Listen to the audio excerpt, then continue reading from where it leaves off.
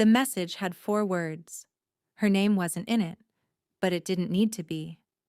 Whoever sent it already knew exactly who she was, where she worked, and what she meant to Seo Joon-woo. And that was the problem. Because Mirabel Obi had spent her entire life being someone no one could use against anyone. She had no empire, no weakness, no soft place anyone could press to make her bend. Until now. Until him. Until a crowded Seoul street and a grip on her wrist and 6 months of silence that had somehow, impossibly, changed everything. Welcome to K-Afro Stories, besties. Please like, share, and subscribe. She did not sleep. Not really. She drifted in and out of something thin and restless, her phone face up on the nightstand, screen dark but present the way a held breath is present. The message sat in her screenshots like a stone at the bottom of still water. Enjoy your time, translator. 4 words that knew too much. Her number. Her profession. Her city. Whoever sent it was not guessing. At 5:47, she gave up, made coffee, and stood at her kitchen window watching Seoul wake beneath her. The Han River was pale silver in the early light. The city looked innocent from this height. It never was. Joon-woo arrived at 7 on the dot. She buzzed him up without a word. He came through the door in a dark coat, no tie, the top button of his shirt open. The first time she had seen him anything less than completely composed, and even now the dishevelment was minor, like a man who had been awake all night making decisions rather than losing sleep. He carried 2 coffees from the place 3 blocks over that she had mentioned exactly once, in passing, 2 days ago. He remembered. Of course he did. She took the cup without thanking him and said, "Talk." He did not sit.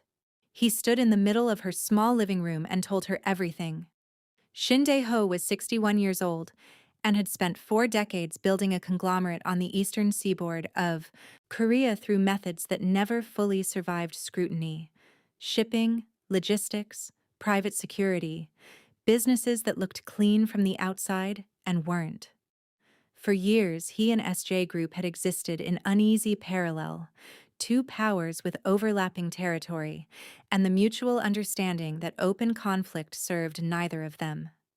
That understanding had held until 18 months ago, when Joon-woo blocked a port development bid that would have given Shin Dae-ho's logistics arm access to 3 of the most strategically valuable container terminals in the country. He took it personally, Joon-woo said. Men like that always do, Mirabel said. His mouth moved slightly, not quite a smile. He spent the following year quietly acquiring leverage over my board. 3 members, enough to force a vote of no confidence and strip me of operational control without a single public accusation. He set his cup down on her counter. I spent 6 months identifying every piece of leverage and dismantling it. The board is clean now. His path through the company is closed. But, Mirabel said, but Shin Dae-ho does not accept closed doors. Joon-woo looked at her steadily. When the corporate route failed, he shifted strategy. He started looking at personal exposure instead. Things that could be used to destabilize me publicly. Relationships, vulnerabilities. A beat. You. The word landed flat and serious in the quiet apartment. He found out about me, Mirabel said. Someone in my office has been feeding him information. I don't know who yet. But yes, he knows I found you. He knows you matter. His jaw tightened. That message last night was him letting you know he's watching. It was not a threat. Not yet. It was an introduction. Mirabel absorbed this. Outside the window, Seoul was fully awake now, the river catching the morning light, the city moving with its usual indifferent energy. She thought about the 4 words on her screen, the deliberate casualness of them, the precision. What does he want? She asked. Leverage. If he can make me believe you are at risk, he can use that to pressure me into concessions. Business, Territory. The port development bid reversed. His eyes stayed on hers. He wants me reactive. He wants me making decisions from fear instead of strategy. And are you? Mirabel asked. Reactive? The question landed between them with more weight than she intended. Joon-woo looked at her for a long moment. Something moved behind his eyes, honest and unguarded in a way that his composed exterior rarely allowed. I came to find you 4 days before your flight home, he said quietly. That was not a strategic decision. Mirabel looked away first. She picked up her coffee and walked to the window and stood with her back to him, which was the only way she could think clearly when he was looking at her like that. I need to know what you need from me, she said. Practically. What does staying safe look like while you deal with this? Don't go anywhere alone. Tell me your schedule. Let my security team run a sweep of your building. He paused. And extend your contract. She turned around. I was leaving in 4 days. I know. He held her gaze. Stay. One word. The same certainty he'd had on that street in Insadong. The same quality of stillness that made everything around him feel like noise. She should have negotiated. Should have set conditions. Established boundaries. Reminded him that she had a life in Lagos that did not pause for Korean conglomerate power struggles. Instead, she heard herself ask, how long? As long as it takes. That is not a timeline, Joon-woo. No, he agreed. It isn't. She looked at him across her small kitchen in the morning light. This man who had upended 6 months of careful professional distance with 2 cups of coffee, and the most honest thing anyone had ever said to her, and felt the last organized resistance she had dissolve quietly. I'll need a revised contract, she said. My legal team will have it by noon. And I'll need access to everything Shin Dae-ho has done publicly. Every business move, every press statement, every documented interaction with SJ Group. If I'm going to be inside the situation, I am not going in blind. Something shifted in his expression, deeper than approval, closer to relief. The particular relief of a man who had been carrying something alone for a very long time and had just been told he did not have to anymore. I'll have it sent over within the hour, he said. She nodded. Then, because it needed to be said, I'm not staying because I'm afraid, Joon-woo. I want that to be clear. I know, he said. I'm staying because I'm choosing to. I know that too. His voice was low. I'm grateful for the difference. The hour that followed was quiet and focused and oddly domestic. Mirabel at her desk moving through the SJ Group files his assistant sent over. Joon-woo on calls in the corner of her living room, his voice dropping to controlled Korean that she understood perfectly and chose not to translate out loud. She learned 3 things in that hour. Shin Dae-ho was methodical, he was patient, and he had been building this particular play for longer than Joon-woo realized. She flagged it in the documents and said, without looking up, he started positioning 6 months before the port bid failed. Not after. Joon-woo ended his call, crossed the room, leaned over her shoulder to read the screen, and she felt the warmth of him close behind her, the subtle shift in the air when he was near, and kept her eyes on the document with considerable effort. You're right, he said, his voice low and close. He anticipated the outcome. Which means he has a longer game than you're accounting for, Mirabel said. Dismantling the board leverage was correct, but it was only the first move. You need to think 3 moves ahead of where you currently are. Joon-woo was quiet for a moment. She could feel him looking at the side of her face. Stay, he said again. Softer this time. Not about the contract. Mirabel kept her eyes on the screen. I already said yes. He straightened, moved back. But she felt the shift. The warmth where he had been, the slight cooling when he stepped away. And it took more composure than she wanted to admit to keep her expression neutral. The knock at her door came 40 minutes later. Sharp. Confident. unannounced. Joon-woo was already moving before she could stand. She reached the door first, it was her apartment, and opened it. The man in the hallway was Korean, mid-40s, expensively dressed in a way that was slightly too deliberate. He had a pleasant face, arranged into a pleasant expression, and eyes that were neither. He looked at Mirabel with the particular attention of someone cataloging information. Then he looked past her at Joon-woo, and the pleasant expression sharpened into something that had never been pleasant at all. "Joon-woo," the man said, "I heard you had found yourself a new asset." His gaze moved back to Mirabel. Slow. Deliberate. "Ms. Obi, your reputation precedes you.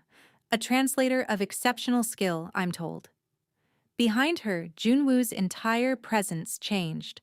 The controlled stillness she had come to associate with him compressed into something harder and colder and considerably more dangerous.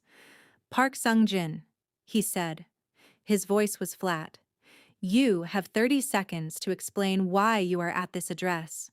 Park Sung-jin smiled. "I was in the neighborhood. You were not. Perhaps I wanted to introduce myself to the woman who has clearly captured your considerable attention." His eyes moved over Mirabel again in a way that made her want to close the door. On his face. "She is striking. I can see the appeal." Joon-woo stepped forward. One step, measured, but the shift in energy was immediate and total, the way a temperature drops before a storm arrives. "Step away from her door," he said quietly. "Now." Park Sung-jin raised both hands in a gesture of mock surrender that fooled no one. "Relax. I'm merely a messenger." He reached into his jacket and produced an envelope, holding it out to Mirabel specifically.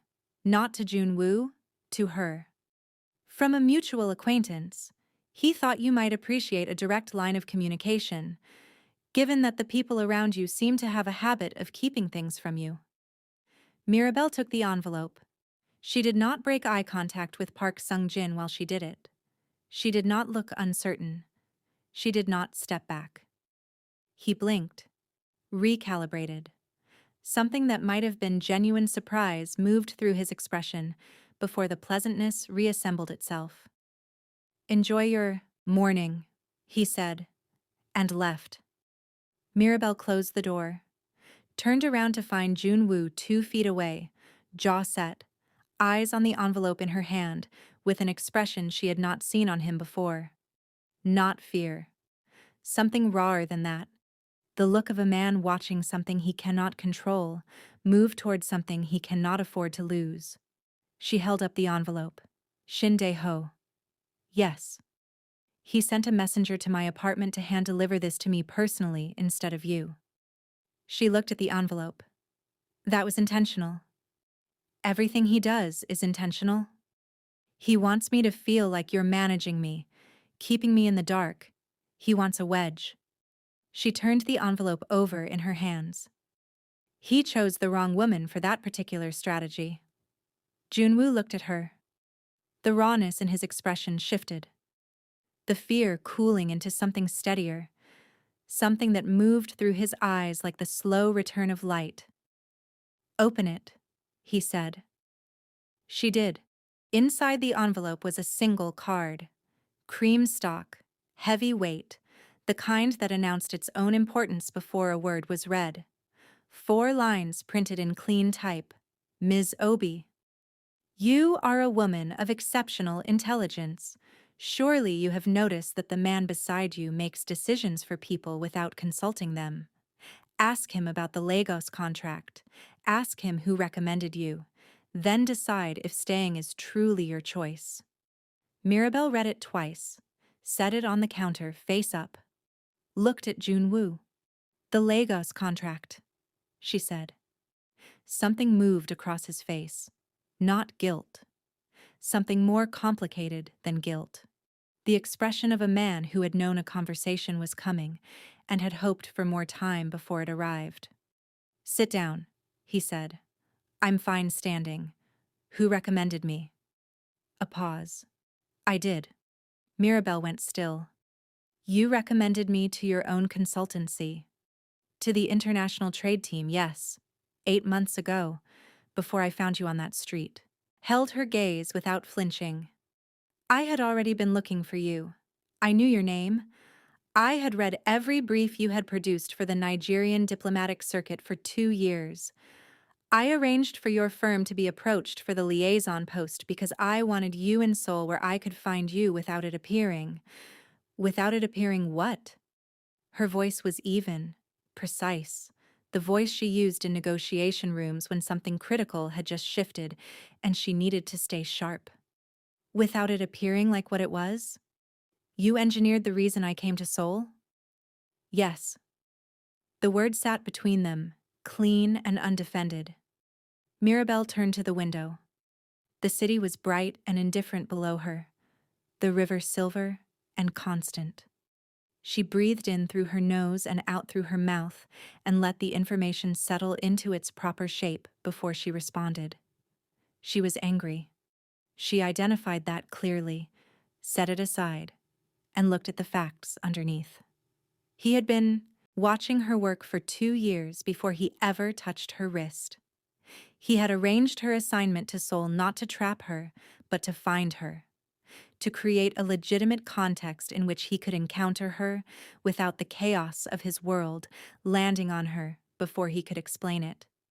Then the Shin situation had erupted, and he had stepped back, stayed away, let her build her life here undisturbed for 6 months rather than walk into it while a threat was still active. None of it was nothing. None of it was manipulation without care behind it. But it was still a decision he had made for her. About her. Without her. She turned back around. You should have told me, she said. Yes. No deflection. No qualification. I should have told you the night we met. I was... He stopped. Chose the next word carefully. Afraid that if you knew how long I had been watching you, you would leave before I could show you that it came from something real and not something calculating. It was both, Mirabel said. Yes, he said again. It was both. She looked at him for a long, quiet moment. This man who had built an entire architecture of circumstance around finding her and then been honest about every piece of it the moment she asked. Who had stayed away to protect her and come back anyway.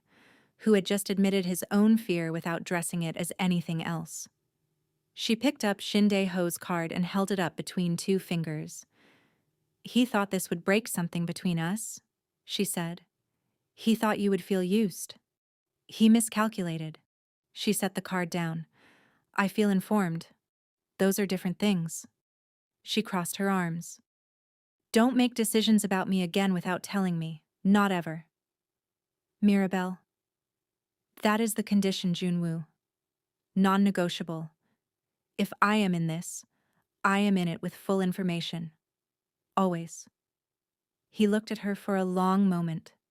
Something in him settled. A deep, quiet landing, like a man who had been braced for impact and found solid ground instead. Always, he said. The danger did not wait for them to finish finding their footing. 3 days later, Mirabel was crossing the SJ Group lobby after the final Lagos session. The negotiations concluded.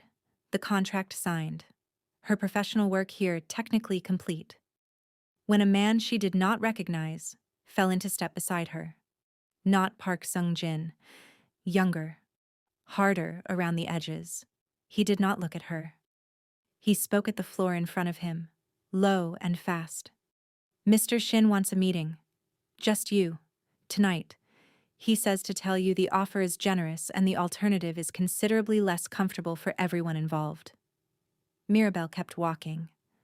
Tell Mr. Shin I don't take meetings arranged in lobbies by people who haven't introduced themselves.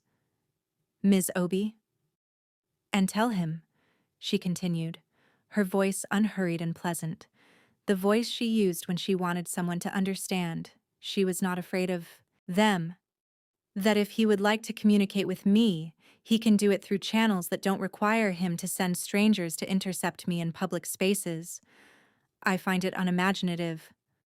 She walked through the lobby doors without looking back. Her hands were steady. Her heart was not. But nobody needed to know that. She called Joon-woo before she reached the car. He picked up on the first ring.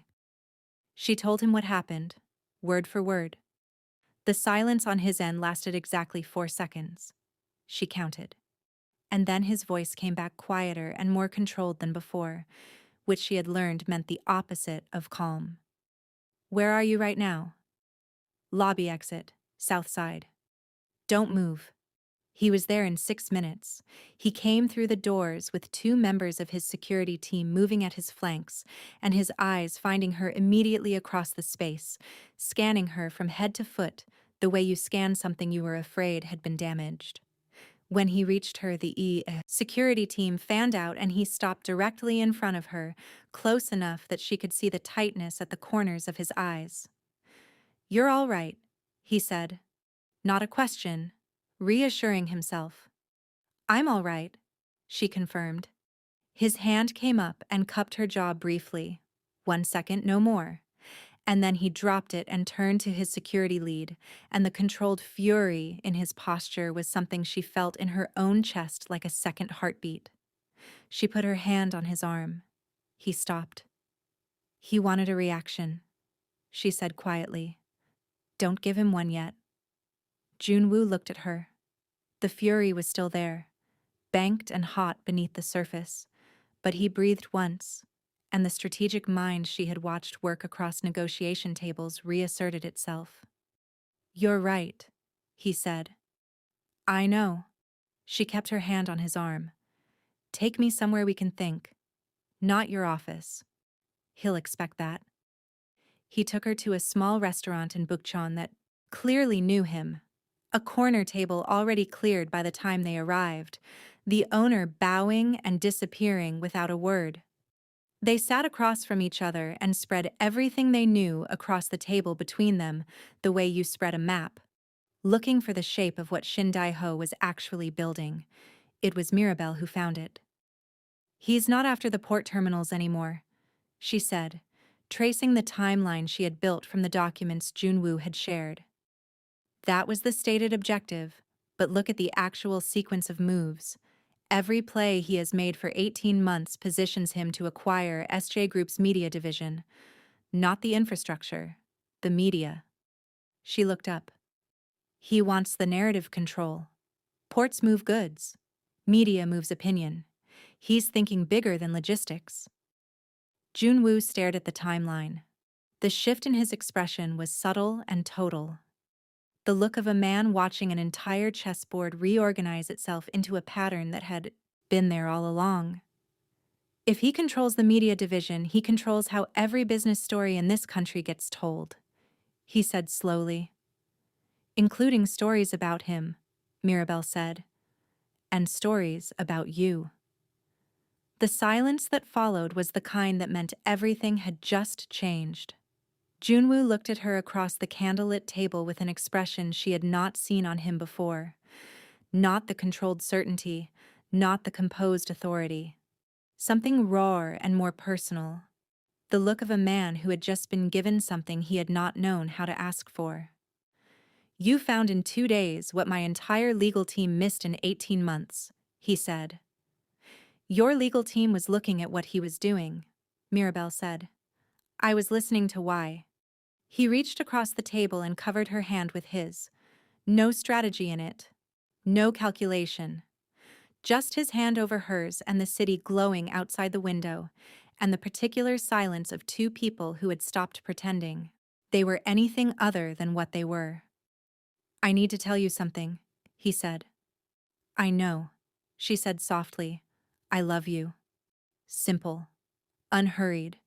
The same certainty he had carried since a crowded street in Insadong, finally arriving at its destination. "I have been moving toward that since the first moment I saw you. I want you to know it is not the danger talking. It is not gratitude.